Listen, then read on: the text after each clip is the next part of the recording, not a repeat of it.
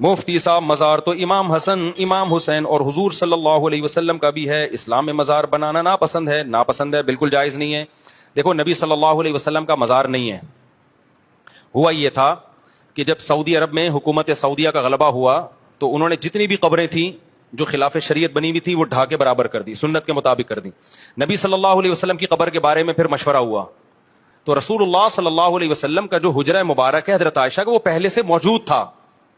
اس کے اندر قبر مبارک بنائی گئی ہے، اور قبر کے گرد تو اتنی سیسا پلائی ہوئی دیواریں ہیں کہ اس کے اندر تو کچھ ہو ہی نہیں سکتا، وہاں تو کوئی جا ہی نہیں سکتا، کیونکہ حفاظت کی نا اس کی، کوئی نبی صلی اللہ علیہ وسلم کے جسد اثر کی کوئی توہین نہ کر لے کہیں سرنگ وغیرہ بنا کے، کیونکہ ایسی کوششیں ہوئی ہیں، تو اب وہاں تو کوئی جا ہی نہیں سکتا، تو باہر ہے یہ سب کچھ جو بھی ہے۔ اور اس کی حفاظت کے لیے پہلے عمر بن عبدالعزیز نے 4 دیواری بنائی، 6 دیواری بنائی،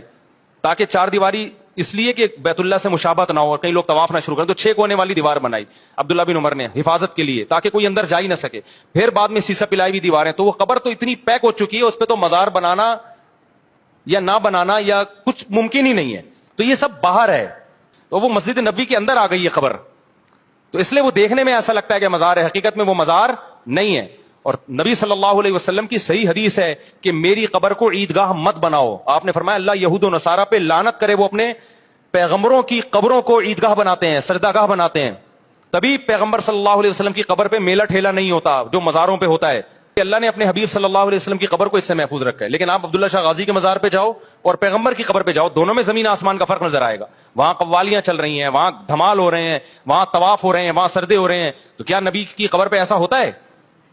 بالکل نہیں ہوتا۔ رہا مسئلہ حضرت حسن و حسین رضی اللہ عنہما کا، تو مجھے نہیں پتا ان کی قبر پہ کیا ہو رہا ہے، اگر وہاں بھی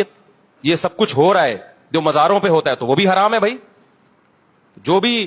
اس قبر جن کے بھی وہاں کی جو بھی گورنمنٹ ہے اس سے قیامت کے دن سوال ہوگا، یہ اہل بیت ہیں، آپ نے ان کی قبروں پہ بدعتیں کیوں کی ہیں؟ مجھے پتا نہیں ہے ہوتی ہیں کہ نہیں ہوتی، لیکن اگر ہو رہی ہیں تو غلط ہو رہی ہیں، وہ ناجائز کام کسی کے کرنے سے جائز تھوڑی ہو جاتا ہے۔